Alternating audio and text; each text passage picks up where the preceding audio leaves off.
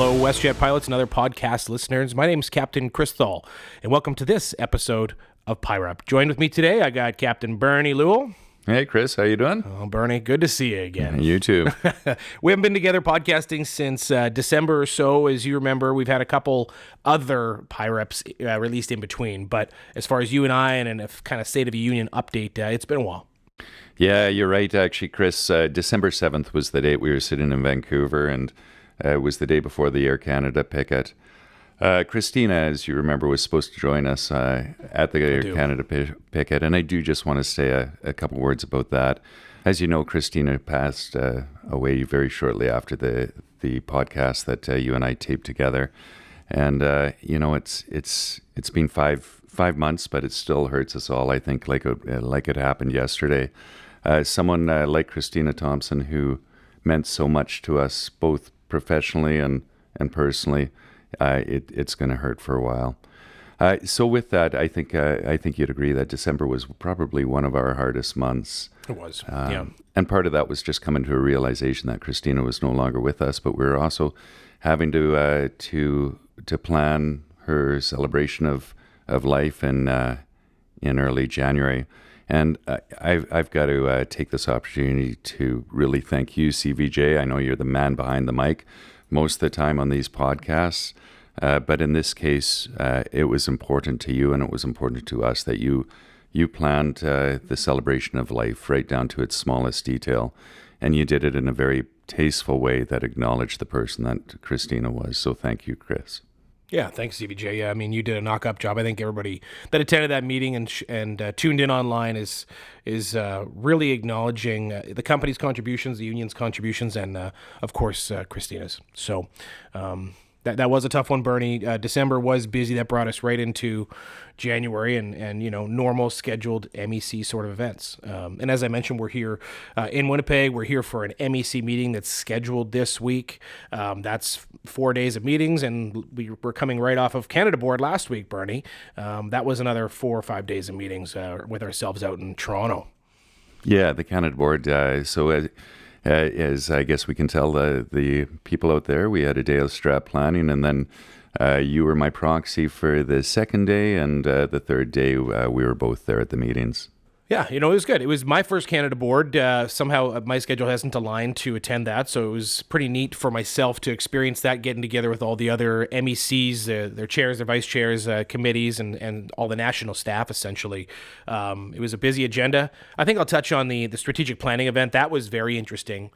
So that was an open invite to our local council reps that they could attend the strategic planning session in Toronto for the first day of the meetings, and that's essentially them directing the Canada Board, that's Tim, Louis Eric, and Rod Lipchuk, on the direction we want to go, as this is a bottom-up union, right? Yeah, that's right, Chris. And so the plan right now is to have the strategic plan put together and presented to the LEC reps in early October, and then it'll be voted on when we get down to Chicago for the Board of Directors. Yeah. No, it was a good week. And so, yeah, we did some normal ALPA Canada business, I'll say. I'll take a moment, maybe a quick couple updates that certainly I think apply to our membership that's listening to the podcast. First one being, and one that's become ever more difficult, is 100% non-passenger screening, NPS. And so we experience this typically in Vancouver. There is lengthy delays going through crew bypass lines. And for those of you that are not pilots or aren't as privy to the airport scene as we are, this is where we are not going through normal passenger screening. We are going through an alternate security line. We hold a rake, which is a specific security clearance that we have to go through and renew all the time. And this rake has basically become, essentially has no value now. I think that crews are actually treated more criminally than an average passenger going through screening. We have to do, where we should, with this security clearance, be able to have lets, be able to be trusted, because we are, after all, the ones flying the airplanes from A to B. Yeah, that's right. And now we're going to have a situation where lineups in the NPS screening are going to be right out the front door, and that's going to take a lot of time that we can't really plan for. Yeah, we can't plan for it. We don't want to be planning for it. I think, Bernie, what this comes to is we don't want crews taking up a bunch of their rest period to go to the airport early to accommodate 100% NPS because it's ridiculous to start. So, our hope is, there is delays. The company notices there's delays. Flights will be delayed because we have 100% NPS. And so adjustments will have to be made, and we'll support the company for sure fighting against 100% NPS going forward. Well, and hopefully the companies will all get together and kind of use their lobby force to try to get some change put in place. Yeah, I think that would be nice. Hey, Bern, speaking of lobbyists, ever so conveniently, that was a topic at the Canada Board. However, not only on the ALPA side, on the company side. Now, WestJet Airlines subscribes to ATAC, which is the Air Transport Association of Canada. And this is a lobbyist group that they fight for the economic advantages and whatever, these airlines want as a group, very similar to what ALPA would do. So ATAC, one of their initiatives right now is rolling back or trying to ease the flight time duty time rules, which we know are deficient in many ways, Bernie. Yeah, and those are rules that were hard fought for by ALPA and other industry stakeholders. We don't want to see any degradation of these rules. In fact, we want to see them strengthened even further. That's right, yeah. So we have a concern, right, that they're not going to get, that they're not right now getting the justice that they feel that they deserve from the federal government. So they're going to the provincial governments, this ATAC lobbyist organization. Our concern is they're trying to end-run the federal government. So as ALPA Canada, we are going to be also getting into the provincial governments and lobbying on the side of safety. We don't want a degradation to these rules, right, Chris? Yeah, and think that with ATAC or any lobbyist groups, sometimes the governments only hear one side of things. So It is our responsibility as your MEC to make sure that our voice is being heard, that we are being represented, and we actually have a government affairs committee. And so that being said, Brian Lear is the only one on that committee. He has good experience at the Canada Board level, and we would like to open that up to additional volunteers because we are going to need some help and some lift across the country in different provinces, Bern. So that's a great idea. If anyone listening to this podcast is interested in lobbying at a provincial level, to put your name in through the volunteer portal. Absolutely, yeah, that's where it goes. And for any other committee, obviously, while we're doing a volunteer plug, I'll take advantage of that all day long as kind of the committee guy. We do need help in many areas, so whatever you're interested in, put your name. We might come back to you with something you're not interested in, or maybe you didn't know was even on your radar. But we'd love to have anybody else that wants to volunteer. We're always open to it. Okay, moving along, Bern. So let's chat about the pension. That's kind of been quiet last little bit as far as on the line. I know on the MEC level, I can speak to how much work and how many hours have gone into the pension and where it's at today. Can you give us an update? Yeah, we've had lots of discussion over the last, since I guess September, October, actually, we were busy on it too. But the RFI went out and we got the responses back. I think it was late October, early November. Yeah. There were three companies that had submitted a proposal, and the MEC has now made a decision out of those three companies, and now WestJet needs some time to ensure that their internal processes are on board.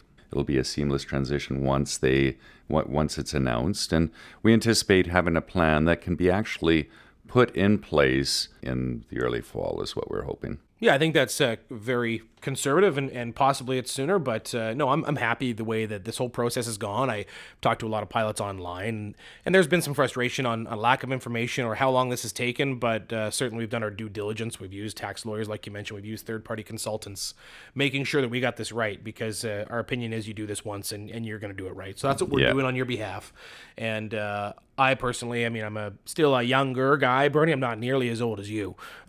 This is this is great. This changes the futures for a lot of our pilots. And actually, you know what? With the plan that we've selected, it really doesn't matter your age at this point. I think that all pilots should be excited once they see what's in this package for them. You're totally accurate there, Chris. It's going to be a good plan for everyone, and but as promised, there will be an opt-out for those currently on the property, but anyone that comes new, that is new to the company in the future will be put onto the plan. But it's a good plan, and our pilots will be happy with it. It's a great plan. And Bernie, the next couple of weeks, they're going to be important. We're hoping to do a joint communication with the company with some more details with the pension as they complete their due diligence on our chosen plan. We don't anticipate any pushback with this. This isn't a yes or no sort of decision from the company. We're just making sure that everybody's on board at the same time as we move forward with the selected provider. All right, Bernie, so moving along, let's talk about Merger. That's also been a little bit quiet, obviously for its own reasons as well.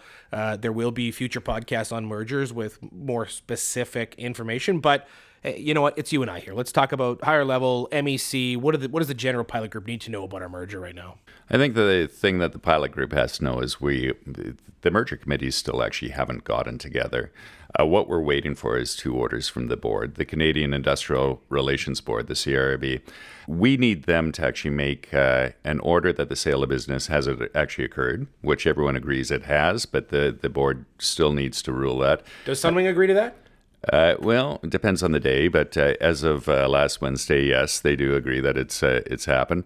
And the second one is we have to the CRB has to make a determination as to what the bargaining agents will look like throughout the process and at the end of the process. You're talking about the pilot groups in this instance. Yeah. So right now we're represented by ALPA, and Sunwing Pilots are represented by Unifor.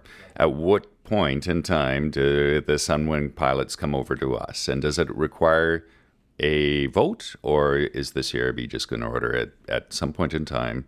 Unifor pilots are now ALPA pilots under the WestJet MEC. So those are the two orders that the CRB has to make at some point in the future. So we did have a case management conference, a CMC, last week. I was actually somewhat surprised at how productive it was. I think we all, on the ALPA side of things, we all went into the meeting assuming that it was going to be a fairly quick meeting and we'd be done by noon and we'd be back at the hotel. We ended up being there till about 1:45 in the morning, as you know, because the Sunwing guys actually came to the table, and unlike previous times that we've spent with them, they actually seem to want to collaborate and work together on primarily a transition process agreement, or TPA, which the CRB will use as the basis for one of the 2 orders of theirs. Oh, right on. Yeah, that's a good thing, I think, Bernie. I've been in the room and been party to some of the conversations before where it's been extremely frustrating watching delay after delay and some silly game tactics, and to hear they came to the table at the board and you guys spent some time there and got close to completing what you need to complete. That's a positive. So hopefully that continues. But tomorrow's a new day, right? Yeah, and we'll have to see how this plays out over the next little bit. It should be noted that we didn't actually come to a deal on the TPA. We came closer to a deal on a TPA. So I anticipate in the next week or 2 we should be able to wrap that up and move along to the actual merger committee's meeting and trying to figure out how we're going to go forward on that front. Yeah, and the delays, they only go so long. At some point, the board can just step in and say, listen, that's enough. This is what we're going to decide. Let's get this sale of business and this merger, moving forward. So that's positive, too. That's why that mechanism is in place in the government. Yeah, no, it is. If the parties can't make a decision together, then at some point they have to be forced together, right? Yeah, and as I said, we're going to give you more details, likely with our merger chair, Francis Hain, on a future podcast. He's supposed to be recording this week here out in Winnipeg for our MEC meeting, so he'll step out and be able to provide you folks a better update of where things exactly are and a little more granular level. All right, we're moving off to the grievances, the company quote-unquote relationship. Bernie, how's things going? What's going on in Grievous land? Can you give us an update on some of the files? You know what? If you'd asked me this question a couple of weeks ago, I would have just said, we only have about 25 outstanding grievances, and things are going fairly well. We are working collaboratively with the company. Since then, I think we've had a bit of a spike in the grievances, and that's really been due to the headsets. Yeah. Do you want to go into that a bit, Chris? Sure, I can talk about it a little bit. It's an interesting one. So obviously we had some Canadian labor laws changed last year, and it cites that the employer shall pay for reasonable expenses for employees for items that they require to do their job. Now, obviously for pilots, that headsets peaks to the top of that list. It's not the only item on that list because there is other items that the union and your union believes that the company should be providing us. But the headsets is, we'll call it the sample case, the taste test of how this is going to play out. So we have the headset grievance. We put the communication out saying, please, if you buy a headset, submit the entire amount of the headset to the company. And why I emphasize that is the company responded back and said, hey, we're only willing to pay $575, which hardly covers we'll call it very beginner. If you're starting out flying and you buy a headset and you're trying to save a buck, you're going to buy a old David Clark that has no noise canceling, that hurts your head if it's been on there for more than an hour. It was a bit of a poor decision on the company's part choosing that headset, wasn't it, Bern? Well, and I think they did offer the $575 to us as a settlement that we could have signed off, and to us it just wasn't good enough because a Bose A20, which I believe most of our actual managers wear a Bose A20, so if they're using a Bose A20, I would assume that that's a reasonable headset that the rest of us should be wearing. Yeah, and hearing the tone in your voice, Bernie, and sitting you with you is kind of funny with your body language. But honestly, I mean, we sent out that survey, and it's kind of like a what were they thinking moment, right? Like we now have the data on what our pilots wear, and yes, the majority of our pilots wear a Bose A20 or better to do their job because they take it seriously, and it is a safety device at the end of the day. It is, yeah. So that's what we're pushing for, guys. And it should be noted that that the CLC change was July 7th, I think, Chris. So anything bought prior to that will not be eligible for reimbursement. Right. But if you had any repairs or any and that sort of thing, we still want you submitting receipts. And so I'm going to go back to the total value again. The company and specifically the pilots that work at WestJet, your MLOs, your managers will tell you to resubmit the amount at $575. Now, we're not going to force anybody to do anything, but our advice to pilots is resubmit the full amount again. They can deny it because once you only ask for $575 for a headset replacement, they could turn the position and say, well, you've been 100% satisfied because we gave you what you want. I'm not going to say it's a trap, but it's a bit of a trap. And so I don't think the pilots desperately need the $250 after tax from the company for their generous offer of $575. So let's just wait. We're going to let the grievance process play itself out. We're going to go to arbitration. This will be something that we get a greater value on, and we'll be communicating that when we achieve that. Okay, Chris. Well, that's good information on the headset. So, are there any other grievances we're looking at? We have a couple ones that are at play. We've been having a lot of issues with deadheading pilots, the seats they're assigned, whether they've been moved or not. But specifically, the last couple weeks, we've been talking about this new product called Extended Comfort. Yeah, okay. And so I think, Chris, you know the contract as well as I do. There is no let in the contract to put a deadheading pilot in a middle seat. And I think what is happening, what we're hearing anecdotally from the front line and through the DART system, is that CSAs are putting our pilots in a middle seat in the extended comfort area and saying that's an upgrade over the window seat. Right. And I mean, a window and an aisle seat is great and extended comfort. We should be taking that and we should be getting that all day. However, as you said, middle seats, no bueno. So I should clarify that, Chris. Our contract does stipulate that we should be placed in the emergency extra row first, window or aisle seat, and then at the front of the extended comfort section on all going back from there. But again, never a middle seat, and it's basically the best available seat in those sections. Okay, yeah, no, that makes sense. Speaking of middle seats and hopefully some comfort, WestJet's going to be flying to Keflavik coming up here soon, Bernie. Anything going on with Keflavik? Yeah, so we do have a contractual stipulation that any flight departing west of 100 west longitude and going over the Atlantic Ocean has to be augmented. And so we're going to run into that problem here. We don't actually have a Class 3 augmentation seat in the 737, but we do have the ability to hold back a business seat so that our pilots could kind of rotate through that business seat and get some rest. Yeah, I think WestJet certainly has the ability for that. I think the most interesting part of this Keflavik issue, and to sum it up, they forgot about us in our contract when they decided to schedule Calgary to Keflavik in a 737. We brought this clause up, as you know, Bernie, and I think that management is a little bit surprised that they had missed that, or possibly they didn't plan for it. So now we're talking about how we can find a solution for our pilots and the company that allows Keflavik to operate contractually and or possibly if there's a different settlement or something on the table for that, because we're getting pretty close to the launch date of this flight.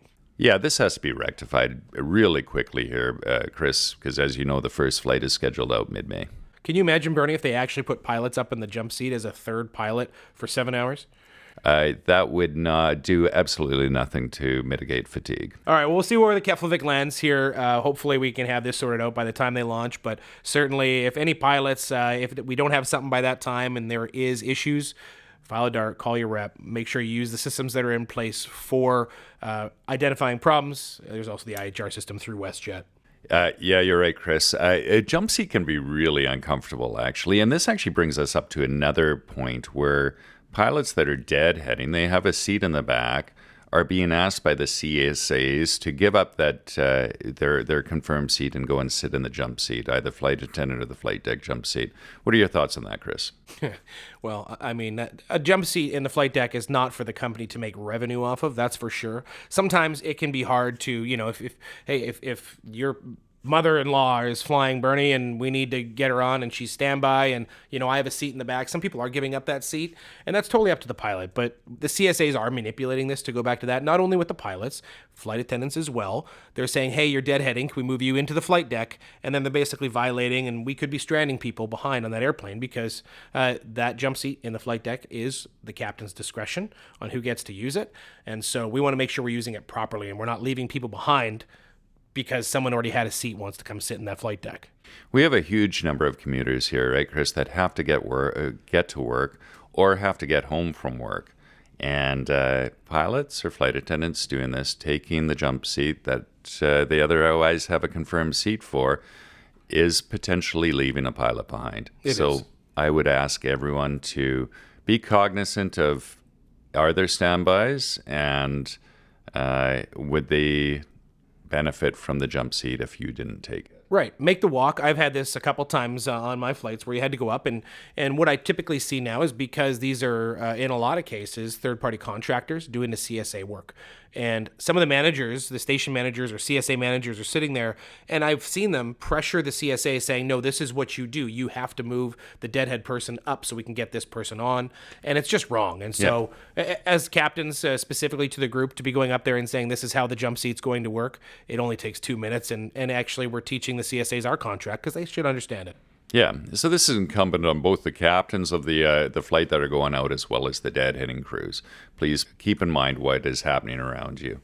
Yeah. I think that's probably it for the grievances, Chris? There's one more, Bernie. You don't want to forget our scope grievance, do you? Oh, the scope grievance. Yeah, let's go into that really quickly. All right, so we had a scope grievance. We brought you guys along as the membership of WestJet Pilots here at ALPA on what's happened with a scope violation as far as Sunwing is concerned. We had caught them flying more than the allowed 18 tails, 18 aircraft per our new contract. So we provided some data to the company, hard data that was provided by ALPA, Economic Financial Analysis, and it was verified, and we sent it off to the company, and we said, prove us wrong. Did they prove us wrong, or how did that work out? Yeah, so we finally got the data back, and it did show that, in fact, they did fly 19 airplanes on multiple occasions. So now we're at the point where we're trying to get this in front of an arbitrator. And due to the fact that Kaplan did our previous scope violation, that was a Well, they couldn't count to 6 on that one, right? Yeah, Swoop had flown up to 9, I think, tails when they were scoped to 6.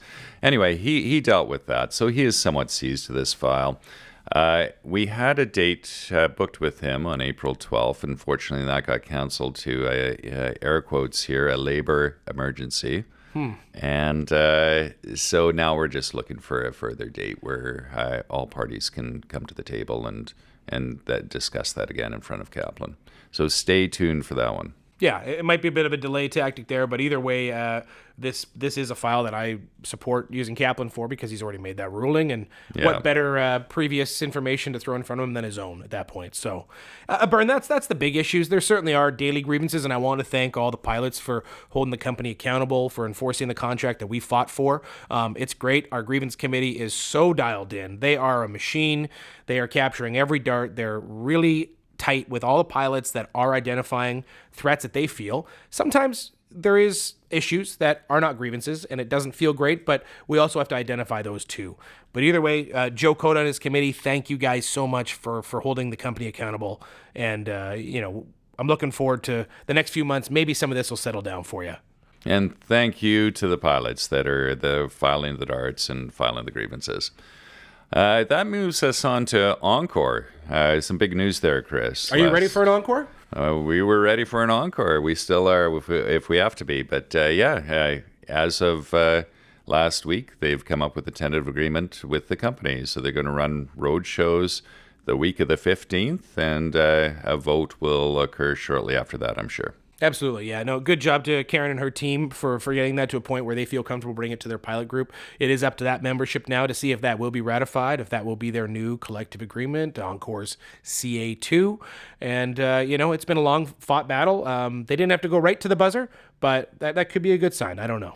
Yeah, in addition, our MEC wants to convey our support to the Tech Ops team, led by Ian Evershed, and their, of course, association is AMFA. They've been in conciliation for the same length of time as Karen Kenny at Encore.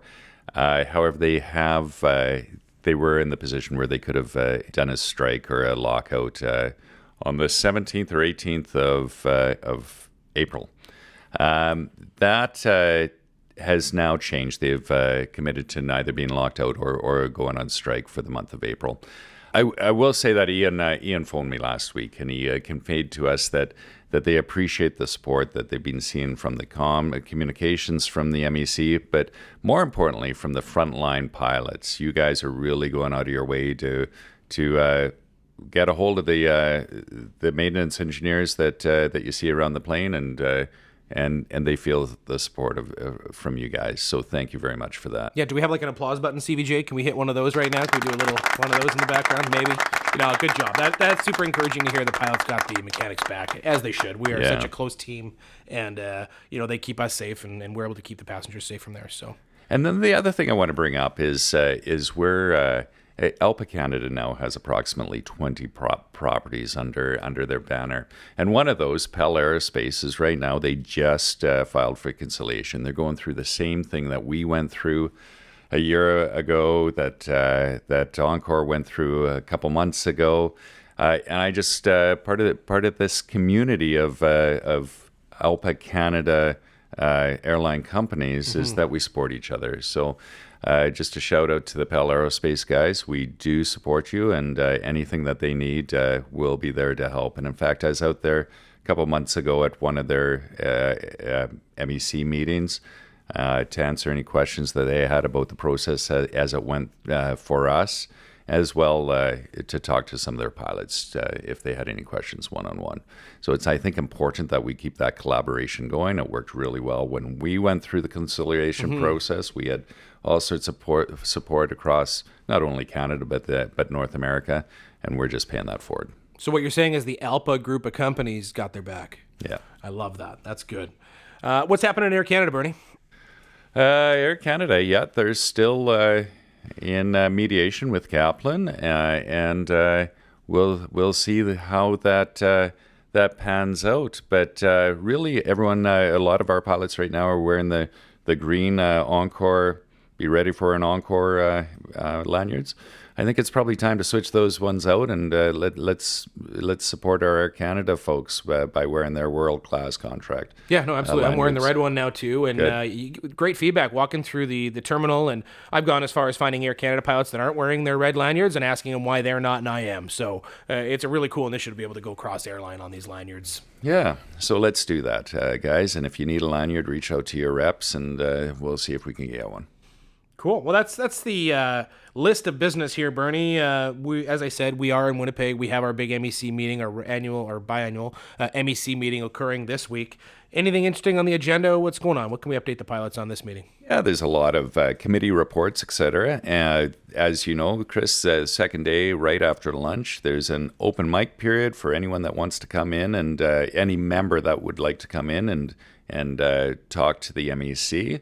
And then day 3 is probably going to be the most important day, and that's the SPSC day. Do you want to get into that a bit, Chris? Yeah, sure. That's where we develop our strategic plan going forward. I typically review our strategic plan on a weekly basis, making sure that the committees and everybody are doing their part as far as achieving these goals. And so now, even reviewing it, I did my vice chair report, and it seems like, honestly, we checked off, I'll say 90% of what we had, on our wish list. So it's time we get together and we build a new plan, a fresh plan that takes us in towards CA3. So I'm excited for that day. It is a whole day. It's a lot of work, a lot of discussions, a lot of opinions, and we'll see where it leads us. Yeah, we're 2.5 years away from the end of CA2, right? We need to start getting prepared for that. And And one of the things that I think we all are wanting to hear is what our pilots think. So that's something that's going to be on the agenda as well. We're going to start polling and surveying the pilots again, see how you guys are feeling, and see what you want